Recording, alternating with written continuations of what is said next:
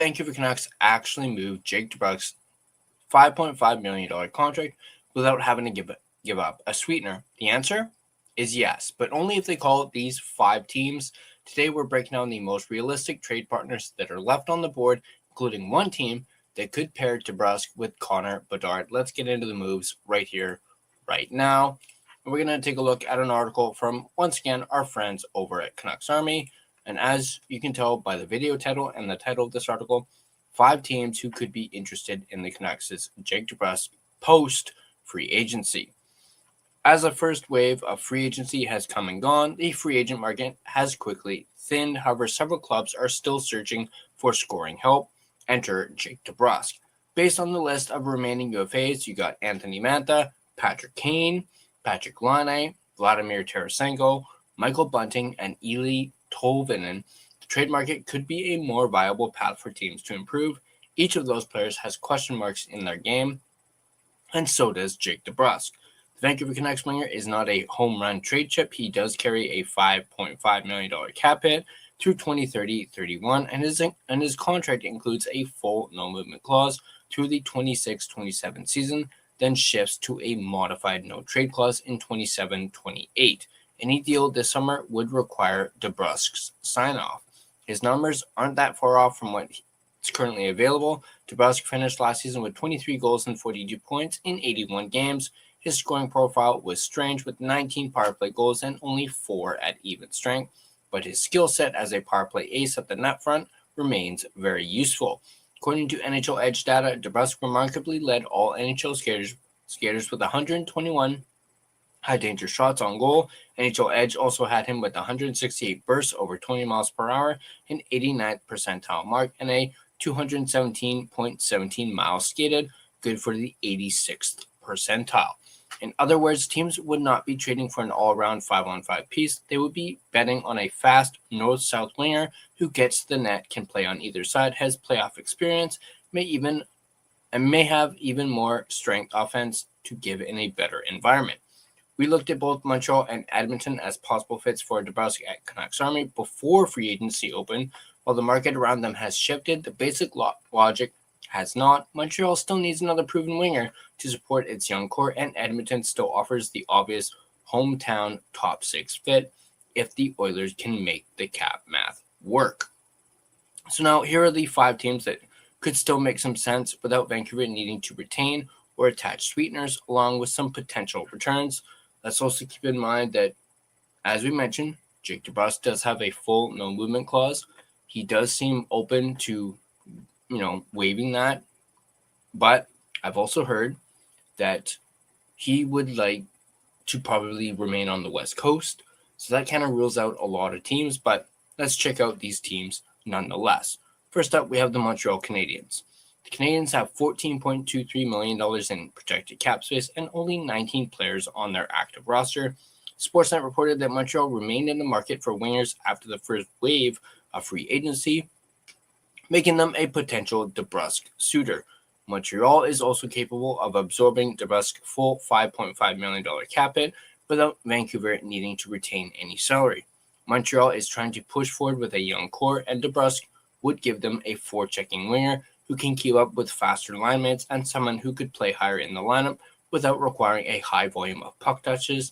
There might be a fit alongside Kirby Dach as a winger who gives the second line more pace and a proven NHL finisher. The Canucks wouldn't be able to pry a premium young piece like David Reinbacher or Michael Hage, but the Canadiens have enough depth to make a hockey trade without touching any of the organization's crown jewels. Draft capital would be preferable in a DeBrusk return, but if the deal were to include a prospect, Montreal might be more inclined to attach centers Owen Beck and Sean Farrell or defenseman Adam Engstrom. Ideally, any situation in which the Canucks can subtract DeBrusk without any retention is a win. Still, Ryan Johnson might also be able to land Florian Jecki or Logan Sawyer from the Canadiens. In terms of draft capital, Montreal owns its second-round picks in both 2027 and 2028, but its third-round pick in the upcoming draft belongs to the Vegas Golden Knights. Next up, we have the Chicago Blackhawks. Now, Chicago has the cap space to do almost anything. The The Blackhawks have $29.31 million in projected room with a 22-player active roster, so DeBrusk's cap hit would not be a problem. If the Blackhawks want to keep building around Connor Bedard, DeBrusk could retrieve pucks, finish around the crease, and play with pace next to the playmaking center or complement Frank Nazar on the second line. Now, obviously, if this trade were to go through, we know Bedard suffered that shoulder injury, and he's going to be out, 4 months? Like 2 to 4 months, so he's going to miss the actual beginning of the season. The Blackhawks would not be moving a high-end prospect for DeBrusk, but Chicago has enough draft capital and second-tier young players to make a competitive offer. Marek Vanacker is coming off a huge OHL season with 47 goals and 82 points in 60 games for Brantford. That production could make him a tough ask, but the Canucks should at least start there in Chicago's deep pool of prospects.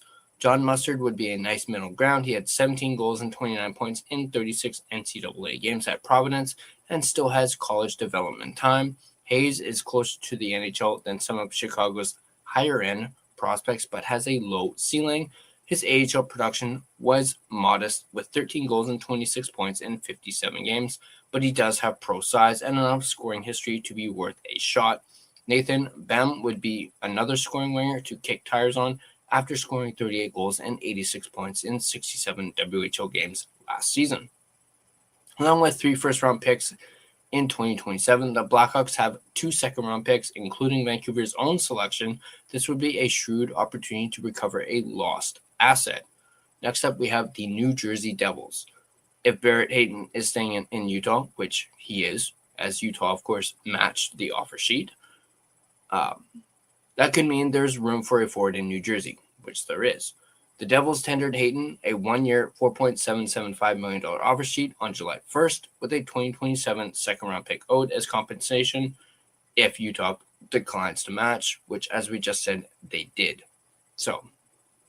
But Andy Strickland reported the Mammoth are expected to match, like I said, which they did, even though doing so would leave Hayton untradeable before July 1st, 2027. That leaves the Devils still looking for another forward to bolster their top 6, making DeBrusk a logical trade pivot. DeBrusk isn't a center like Hayton, but he would give New Jersey a proven NHL player to support one of their 2 star centers. Puckpedia lists the Devils with $7.63 million in projected cap space and a full 23-man active roster. DeBrusk $5.5 million cap hit would leave New Jersey with roughly $2.13 million left over, so the money works, but the Devils would need to clear a roster spot or include someone in the trade. DeBrusk could replace Brown on Hughes' wing if New Jersey wants a more natural top 6 scoring winger, or he could play with Hischier and Meyer if the Devils prefer Mercer lower in the lineup. DeBrusk alongside Jack Hughes seems like a natural fit to complement the skill of Jesper Bratt on the opposite side. If Vancouver wants a winger who is closer to NHL ready, Lenny Hamino is a logical target. He had 10 goals and 26 points in 37 AHL games with Utica and has found a knack for finding soft areas in the slot. He is not a burner or a pure creator, but his detail and scoring instincts make him a useful middle 6 bet. Center winger Amadeus Lombardi is another interesting name. The former 4th-round pick has had 16 goals and 42 points in 47 AHL games with Grand Rapids before New Jersey acquired him, and he has had strong 5-on-5 AHL production over the past 2 seasons. He would be a smart target if the Canucks want a more mature prospect who can push for an NHL role sooner than a junior prospect. New Jersey also has 2 2027 first-round picks, its own and Vegas's conditional first-round pick from the Simon Nemec Maxim Tisplikov trade with Calgary Flames, plus its own 2027 second-round pick in 2028. The Devils have 2 firsts, their own and Colorado's conditional first, plus their own 2nd through 7th round selections. Next up, we have the Winnipeg Jets. Winnipeg is another team specifically identified as still being in the winger market. The Jets have $10.68 million in projected cap space, which should be enough to cover DeBrusk's full cap hit, but they are already carrying a 23-player active roster. That means Winnipeg would need to move someone out, waive someone, or include a roster player in the deal. This is one team on the list for which adding DeBrusk would be a proven upgrade to their current top 6 composition. DeBrusk would likely fit behind Cal Connor or as a rotating top six winger who can play with Scheifele if Winnipeg wants to spread out its scoring. With Niederreiter, Nemesnikov, and Lambert among the projected PP2 forwards, according to Daily Faceoff, it's hard to see how DeBrusk wouldn't be able to help that group on the man advantage. The Edmonton, Alberta native would not need to be a primary play driver and could be a nice secondary offense supplier behind Connor, Scheifele, Velarde, and Perfetti. Colby Barlow is the name to target because his value has softened since being a first-round draft selection in 2023. His production has declined since his 46-goal draft season, and he had 8 goals and 16 points in 65 AHL games last season. The concern is skating and whether he tops out as more of a bottom six player, but he still has size and pedigree. Nikita Chibrikov may also welcome a change of scenery. His development has seemingly stalled. He had only 6 goals and 16 points in 53 AHL games last season, but he has NHL experience and may flourish with a better opportunity elsewhere. The Jets, of course, acquired a 2027 second-round pick from Buffalo in the Logan Stanley-Luke Schenn trade, which could be parlayed into acquiring DeBrusk. They also have their own 2027 first and third rounders. Last but not least, of course, and probably the more logical one, is the Edmonton Oilers. And as it says here in the article, this is likely DeBrusk's preference. The 29-year-old is from Edmonton. His father, Louis, played for the Oilers, and he would give Edmonton another winger who can finish around the net beside elite playmakers. On paper, DeBrusk could either challenge for a spot alongside McDavid or more realistically play beside Leon Draisaitl to give Edmonton a second net-driving winger behind Zach Hyman. The problem is that the Oilers only have $5.93 million in projected cap space remaining, meaning DeBrusk would take up all the remaining space. DeBrusk only makes sense if Edmonton views him as a true top six fixture, not just another middle six winger. For Vancouver, helping a divisional rival in Edmonton, again, should come with some additional cost. The Oilers aren't working with the same treasure chest of assets as some of the other teams on this list, holding only their 2027 second, 6th, and 7th round picks. A prospect in return might be more likely in exchange for DeBrusk. Roby Jarventi and Samuel Poulin are depth prospects reclamation projects that could be included if Edmonton needs to send money out, but do not move the needle for Vancouver unless attached to a pick. Defensive prospect Zach Sharp had 10 goals and 18 assists over 2 seasons at Western Michigan and helped the program win the 2025 NCAA championship. He has not yet played pro hockey, but could be another name to watch. The best DeBrusk fits are not necessarily the teams with the most cap space, but the teams with top six needs, power play openings, enough room to avoid retention, and a situation that DeBrusk would need to approve. For the Canucks, the selling point is fairly one-dimensional. DeBrusk still gets to the most valuable scoring areas on the ice, and his speed metrics do not suggest his skating is declining, but 5 years of term for a player whose production leaned heavily on the man advantage has proven to be somewhat troublesome to move. That probably keeps Vancouver from landing a blockbuster return, but in a post-free agent market where several teams are still hunting for value, the Canucks should at least know which calls are worth making. So, let me know in the comment section down below, which of these teams do you think is more likely to be a landing spot for Jake DeBrusk? Do you think it could still be the Oilers? Do you think it could maybe be the Jets or even the New Jersey Devils? I know we mentioned his preference would probably be the West Coast, but who knows? What do you guys think about maybe him going to Chicago? And once Bedard is healed and ready to go, how do you guys feel about him playing with Connor Bedard? We keep talking about, Bedard needs a good winger. What do you guys think about Montreal? Let me know your guys' thoughts in the comment section down below.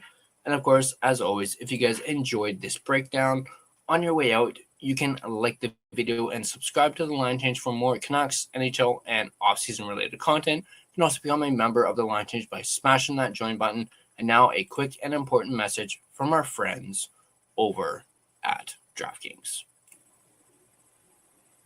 It all came down to it, a best-of-6 battle that saw the Carolina Hurricanes emerge as the Stanley Cup champions. Now, as we enter the offseason, DraftKings has you covered every step of the way. The DraftKings Sports app is now available in all 50 states and includes all markets. Sweat every shift of the series all in one place with one app. New DraftKings customers sign up with code THPN, spend $5 to get $200 in rewards within 21 days. That's code THPN in partnership with DraftKings. The crown is yours. Bet with DK Sportsbook. Gambling problem? Call 1-800-GAMBLER. 1-800-MY-RESET. New York, call 877-8-HOPE-NY or text HOPE-NY. Connecticut, call 888-789-7777 or visit ccpg.org. On behalf of Boot Hill Casino in Kansas, bet text pass-through may apply in Illinois. 21 and over. Void in Ontario. Event contract trading with DraftKings predictions involves risk of loss. Sportsbook bonus bets expire in 7 days. $50 in predictions dollars issued weekly for 3 weeks expire in 1 year. Redeem one non-withdrawable reward. Availability varies. Predictions offer void in New York. Ends June 28. Terms at dkng.co/audio.